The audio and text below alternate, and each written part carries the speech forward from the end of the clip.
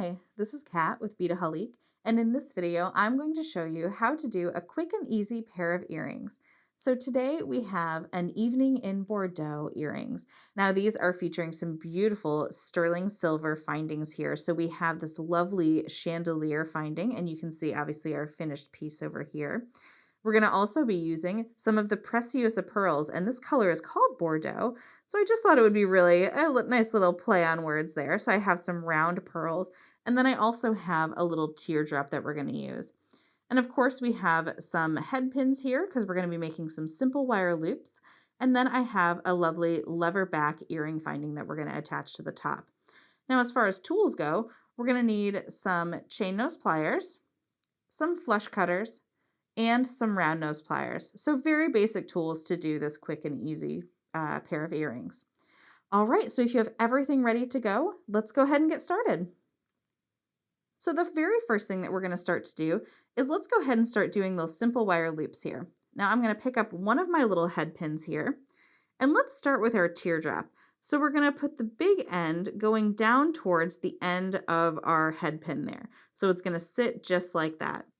Now go ahead and hold that, and we're going to come in with our round nose pliers, and we're going to grip right above the top of the bead there and go ahead and bend that backwards. And then what I like to do is just sort of scooch my pliers in so that I can make a nice rounded loop about 1/4 inch or so up my pliers.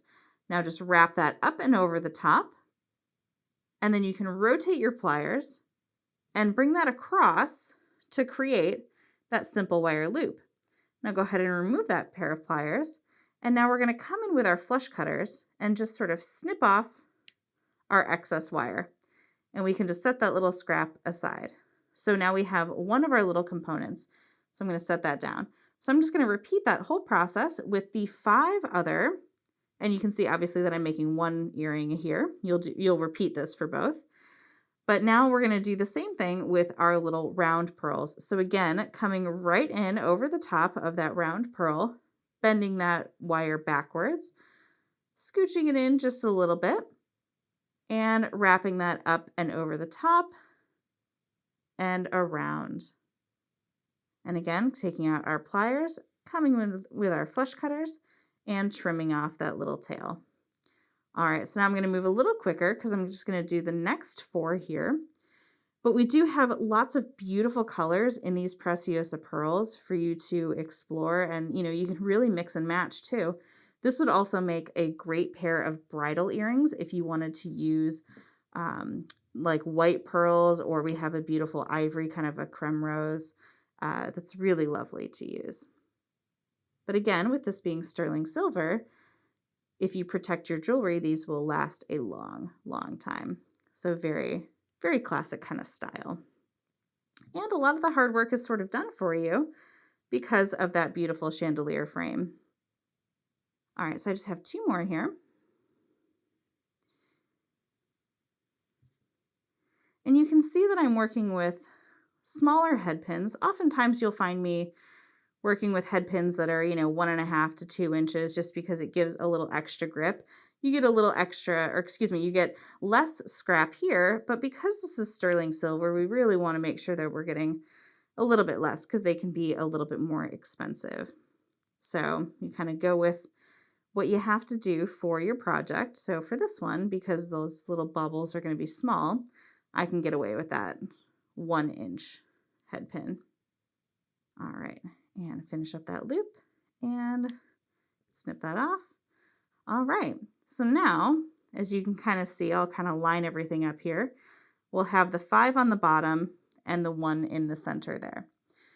So what I like to do is I like to just use my chain nose pliers at this point. And I do want to point out, before you go any further, when you look at your chandelier finding, you'll notice that it's flat on one side.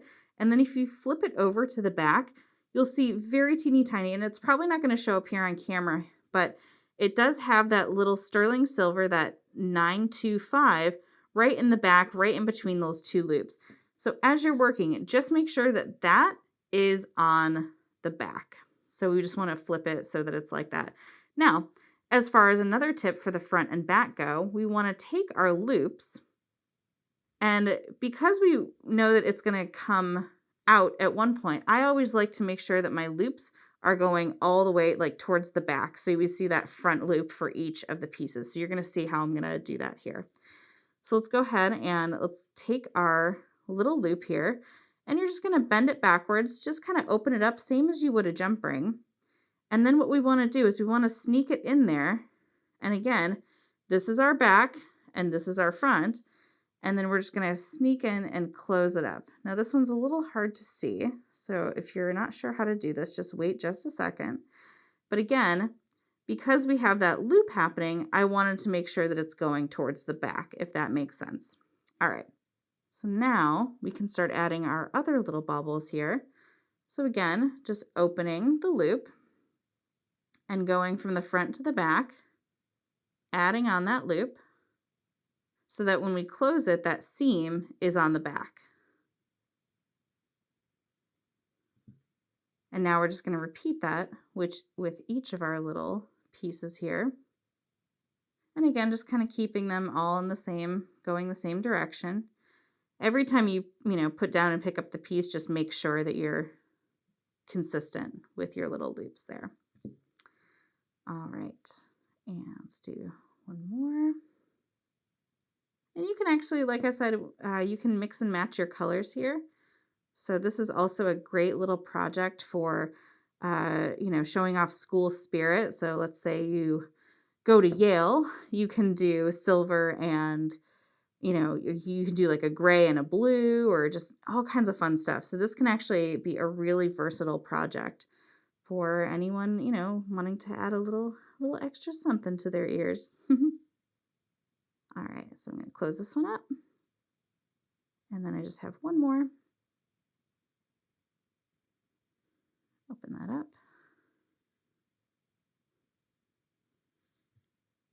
And go ahead and close that. Lovely. Okay, so now we have the frame of our earring completed. And I'm going to be using a leverback earring here. So you could use a post or any other type that you want. The reason I like the leverbacks here is so that I can just kind of slip it on, and you'll see that it has that little notch there in the bottom, so we don't even have to do any loops of any kind. So what you're going to do is you're going to come from the back and loop it, and then you are good to go. Now, the weight of it will keep it down as you wear it, so it won't really kind of move around or anything. You can see that, unless you're doing some wild dancing. But I love that it has that lever back, so it's not going to kind of pop out of the ear.